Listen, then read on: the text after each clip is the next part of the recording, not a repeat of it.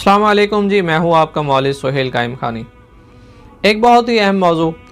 कि निकाह से पहले तबीब के पास जाने की ज़रूरत क्यों पेश आती है, इसकी क्या अहमियत है और जो लोग शादी से पहले तबीब के पास नहीं जाते इलाज के लिए उनके सामने क्या नुकसान आते हैं और शरई एतबार से इस मामले की क्या हैसियत है, ये सारी चीज़ें मैं आपसे एक्सप्लेन करता हूँ। लेकिन ख़वातीन और 20 साल से कम उम्र नौजवान लड़के इस वीडियो को ना देखें। देखें, बात यह है कि हमारे माशरे में, हमारे ज़माने में, चाहे मर्द हो, औरतें हो, नौजवान लड़के हो या लड़कियां हो, सभी का एक ही जहन बना हुआ है और जहन ये है कि शादी इट्स ऑल अबाउट सेक्स, कि शादी तो है ही सेक्स करने का ज़रिया। तो जब एक चीज़ का जहन ही वो बन जाए और फिर वो मामला ना हो सके तो फिर आदमी खुद सोच ले कि उसका फिर क्या नुकसान सामने आएगा। उलमा ने लिखा है कि वो नौजवान जो अपने आप को शादी के काबिल नहीं समझते, जिनके अंदर निकाह करने की सलाहियत नहीं है, यानी जिस्मानी एतबार से वो कमज़ोर हैं, तो जब तक कि वो अपना इलाज ना करवा लें वो निकाह ना करें। क्योंकि जिस तरह से ये सारे मसाइल हमारे सामने आते हैं इसी तरह से उलमा के पास भी जाते हैं,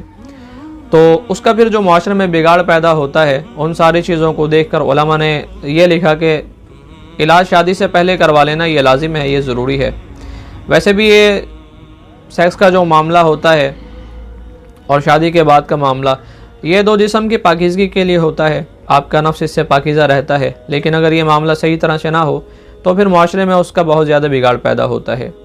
अब एक नौजवान ये कैसे जाने कि उसको तबीब के पास जाने की ज़रूरत है या नहीं है, तो या फिर उसको इलाज की ज़रूरत है या नहीं है, तो ये चीज़ तो एक तबीब ही तय करेगा। लेकिन ये बात तो ज़रूर है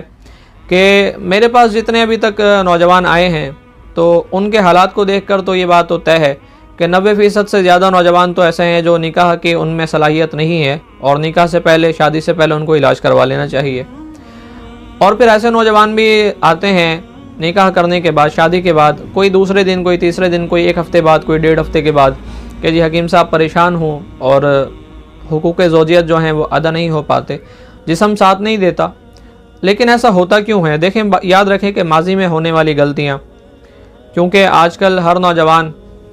इल्ला कलील मैस्टरबेशन का आदी है,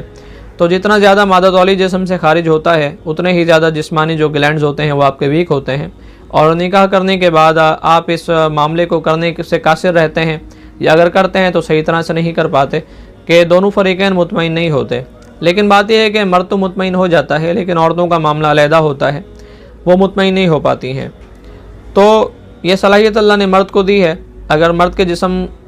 का जिस्म कमज़ोर होगा, उसके जिस्मानी आज़ा कमज़ोर होंगे, तो जाहिर है कि वो औरत की इस नीड को पूरा नहीं कर सकेगा। तो इसलिए याद रखें कि मैं नौजवानों से अक्सर कहता हूं जो मेरे पास आते हैं, निकाह से पहले आए या निकाह करने के बाद आ जाएं, तो देखें, याद रखें कि आप निकाह करते हैं, शादी आप करते हैं, कम से कम अमाउंट जो है 5 लाख, ज़्यादा से ज़्यादा 8 और 10 लाख, ये एक एवरेज शादी है जो आजकल हो रही है। ज़्यादा तो खैर जितने भी लगा लिए जाएं, तो आपने इतने सारे पैसे खर्च किए, आपने अपने लिए कपड़े ख़रीदे, लड़की के लिए कपड़े ख़रीदे, उसके लिए सोना ख़रीदा, उसका इंतज़ाम किया, अपने रिश्तेदारों के लिए तोहफ़े ख़रीदे, लड़की के रिश्तेदारों के लिए तोहफ़े ख़रीदे, सबके लिए खाने का इंतज़ाम किया। तो ये सारे मामला तो आपने कर लिए, लेकिन खैर लोग तो फिर भी राज़ी नहीं होते। वो यही कहते हैं कि जी हमें तो फ़लाँ चीज़ नहीं मिली खाने में, मेरे पास बोतल नहीं आई और मैं जब पहुँचा खीर खाने के लिए तो वो ख़त्म हो चुकी थी। तो इसलिए मेरे दोस्तों, लोग तो कभी राज़ी नहीं होते हैं, लेकिन जिसको राज़ी करना है वो आपकी बेगम है, वो आपकी अहलिया है। अगर आपने उसको राज़ी ना किया तो फिर ये बहुत ज़्यादा नुकसान की बात है, परेशानी की बात है। और फिर वो नौजवान जो आम तौर पर शादी से पहले इलाज नहीं करते, तो शादी के बाद वो बहुत ज़्यादा परेशानी के शिकार होते हैं। उसकी बुनियादी वजह यह है कि पहले, निकाह से पहले तो उनके पास ये मामला करने के लिए नहीं था, अब उनके पास नीड लाजमी है। अब घर में ज़ाहिर अहलिया मौजूद है और इस मामले को करना है, लेकिन जब जिस्म साथ नहीं देता तो इंसान इस अमल को कर नहीं पाता। तो इसलिए निकाह के बाद इलाज काफ़ी ज़्यादा मुश्किल होता है उन नौजवानों का जिनकी शादी फ़ौरन से हुई है, जिनकी शादी को काफ़ी वक्त गुजर चुका है, उनका मामला अलग है, मैं उनके लिए बात नहीं कर रहा। वो नौजवान जिनकी शादी अभी हुई है, तो इसलिए आपने इतने पैसे वहाँ खर्च किए, अगर यही थोड़े पैसे आप वहाँ से निकाल कर अपने इलाज पर खर्च कर लेते तो आपको वो ज़िल्लत नहीं उठानी पड़ती, रसवाई नहीं उठानी पड़ती। एक पेशेंट मेरे पास आया, काफ़ी टाइम पहले की बात है, ठीक ठाक उम्र थी, 40 से ऊपर का आदमी था, उसने निकाह किया, अपना इलाज नहीं किया, उसने सोचा मैं बिल्कुल फिट हूँ, अपने आप को फिट उसने समझा, निकाह कर लिया और निकाह के बाद जो मामला होता है वो कर नहीं सका, उसके अंदर वो काफ़ी ज़्यादा कमज़ोर रहा। तो वो आदमी, उसको मैंने देखा कि वो फिर केस जो था वो नॉर्मल नहीं था, वो साइकोलॉजिकल केस बन गया था जिससे एक साइकाइट्रिस्ट ही डील कर सकता था। तो बाज़ औक़ात आदमी नफ्सियाती मसाइल की तरफ चला जाता है, क्योंकि असल में मामला ये हुआ, उसकी जो अहलिया थी उसने लड़की के वालिदा को बता दिया, अपने घर में वालिदा को बता दिया, तो इस बंदे के साथ काफ़ी ज़्यादा बुरा मामला हो गया। तो बाज़ औक़ात ऐसा भी हो जाता है। तो इसलिए मेरे दोस्तों, निकाह करना चाहते हैं तो उससे पहले ही तवज्जो कर लें, उससे पहले इलाज करवा लें। ये जो अमाउंट, ये जो रकम आप अपने ऊपर खर्च करते हैं, ये ऐसा नहीं है कि इसका असर 2 या 4 दिन रहा। जिस तरह से अल्लाह जल्ल शानहू ने इंसान के लिए ग़िज़ाओं को ज़मीन में उतारा, इसी तरह से इसके इलाज के लिए दवाओं को जड़ी बूटियों की शक्ल में ज़मीन में उतारा। ये जड़ी बूटियाँ इंसानी फितरत के ऐन मुताबिक हैं, और ये जिस्म में जिस तरह से ग़िज़ा जाकर दायमी तौर पर लगती है, इसी तरह से जड़ी बूटियों से जो दवाएँ तैयार होती हैं वो भी जिस्म में जाकर दायमी तौर पर लगती हैं, और उसका असर देर पा होता है, दायमी तौर पर होता है, वो परमानेंट होता है, आर्जी तौर पर नहीं होता, वो ख़त्म नहीं होता। अगर आप अपने आप को फ़िट समझते भी हैं तो भी ये ज़रूरी है कि आप अपना इलाज कर लें, लेकिन बात यह है कि आप फिट है या नहीं है, ये बात एक तबीब ही तय कर सकता है। तो इसलिए निकाह से पहले मैं आमतौर पर 3 महीने नौजवानों के तय करता हूँ कि निकाह से 3 महीने पहले आप इलाज की तरफ रुजू कर लें,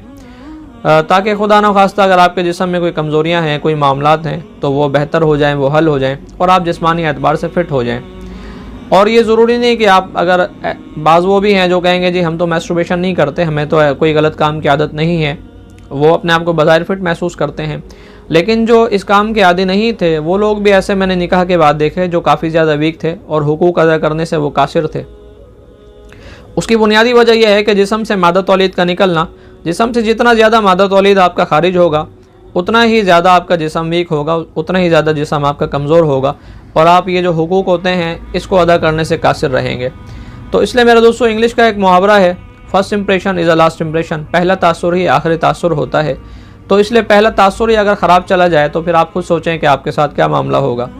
इसलिए बाद के मसाइल को भुगतने से बेहतर यह है कि पहले किसी तबीब से रुजू कर लें, रब्ता कर लें, तो वो आपके लिए बहुत ज़्यादा अच्छा रहेगा।